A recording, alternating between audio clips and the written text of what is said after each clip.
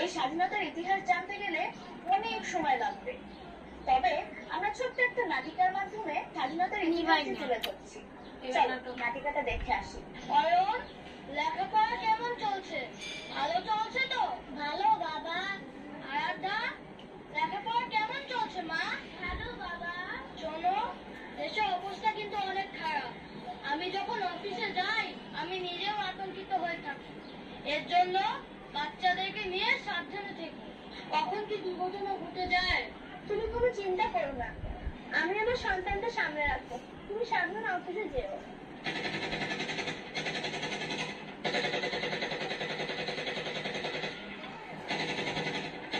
এই চুপ চুপ, তোমরা কোনো কথা বলো না। আমি গিয়ে দেখে আসছি সে কি হচ্ছে।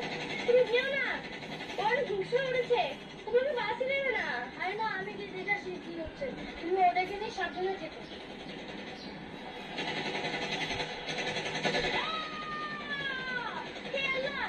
কি হলো? তুমি আমার সন্তানদের আমাকে রক্ষা করো। বাবা কখন আসবে? আমি কি গিয়ে বাবাকে নিয়ে আসবো? আমার খুব ভয় করছে। চুপ কর না, বাবা এখন চলে আসবে। মা, বাবা এখন আসছে না কেন? ওই পাকিস্তানি হানাদাররা ওর বাবাকে বাঁচতে দেবে না। মা, আমি বাবাকে গিয়ে নিয়ে আসি। গিয়ে বাবাকে নিয়ে আসবো। মা, আমিও ভাইয়ের সাথে যাবো। যা তোরা, তোর বাবাকে নিয়ে আয়। দেশকে শত্রু মুক্ত করার জন্য যা তোরা। আমি আদেশ দিচ্ছি, তোরা তোর বাবাকে নিয়ে আয়।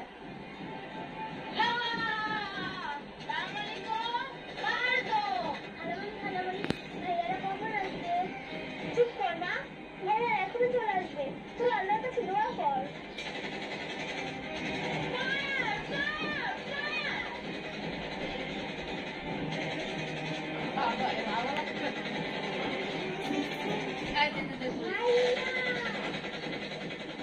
অরুণ, ভাইয়া কথা বল। তোকেও মেরে ফেললো, আমি যেতে পারবো না। চল, আমরা কোনো ওকে বাড়িতে নিয়ে যাই।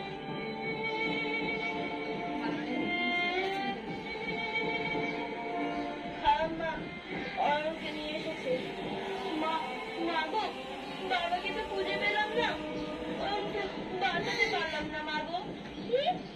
তবে মা জানো তো, দেশ স্বাধীন হয়েছে অরুণের রক্তের বিনিময় হলেও আমরা দেশে স্বাধীন করেছি মা গো। বাবা চোখ খোল। তুমি কোথায় ছিলে বাবা? চোখ খোল।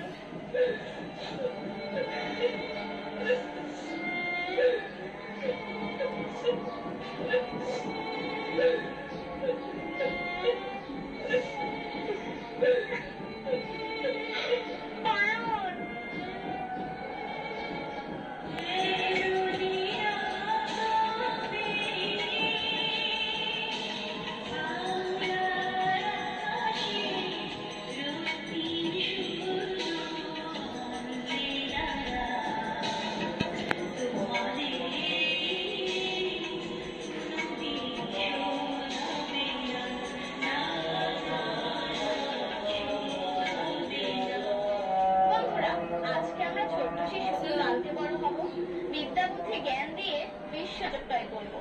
সত্যি, লেখাপড়া করলেই বড় হয়ে জ্ঞানী, গুণী, ডাক্তার, ইঞ্জিনিয়ার হওয়া সম্ভব। আজ আমরা এমন একজন ব্যক্তির সাথে পরিচিত হব। অতিথির কাছ থেকে তার শৈশব, কৈশোর ও বর্তমান অবস্থানে আসার পেছনের গল্পগুলো জানব। পরিচিত হব চট্টগ্রাম বিশ্ববিদ্যালয়ের প্রফেসর শাহ আলী স্যারের সাথে। আসসালামু আলাইকুম স্যার, কেমন আছেন আপনি? আমি ভালো আছি। তোমাদের মাঝে এসে আমার খুব আনন্দ লাগছে। আমি নিজেই তোমাদের মতো শিশু হয়ে গেলাম। তোমরা কেমন আছো সবাই? স্যার, আমরা অনেক ভালো আছি। স্যার, আপনাকে পেয়ে আমরা অনেক আনন্দিত। স্যার, আপনি একটু যদি বলতেন আপনার শৈশব কিভাবে কাটিয়েছেন এবং আমাদের জন্য কিছু উপদেশ যদি দিতেন। আমার শৈশব কৈশোর গ্রামে কেটেছে। আমরা যখন পড়ালেখা করেছি অনেক কষ্ট করে, অনেক দূর পায়ে হেঁটে স্কুলে যেতাম, পড়ালেখা করতাম।